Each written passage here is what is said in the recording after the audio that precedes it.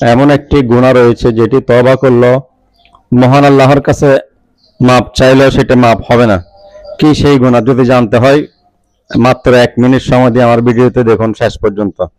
রাসূল সাল্লাল্লাহু আলাইহি ওয়াসাল্লাম বলেছেন, কোন ব্যক্তি যদি কোনো মুসলমানের হক নষ্ট করে, এই অবস্থায় কিয়ামতের দিন আল্লাহ রাব্বুল আলামিন ওই ব্যক্তির উপর রাগান্বিত অবস্থায় থাকবেন।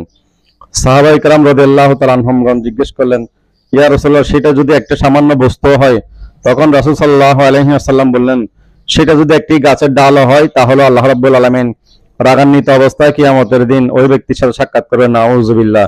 তাই পরের হক সম্পর্কে সচেতন হন। সে যদি একটা চাউলও হয়, একটি বাদামও হয়, কারণ পরের হক, যার হক নষ্ট করেছেন তার হক তাকে ফেরত না দিলে আপনি তওবা করলে এই গুনাহ মাফ হবে না। কারণ কিয়ামতের দিন যদি কেউ কারো হক নিয়ে আল্লাহর সামনে হাজির হয়, কিয়ামতের দিন তার আমলনামা থেকে আমল কেটে নিয়ে ওই যার হক নষ্ট করেন তাকে দিয়ে দিবে। চাই পরের হক সম্পর্কে সচেতন হন। আসসালামু আলাইকুম।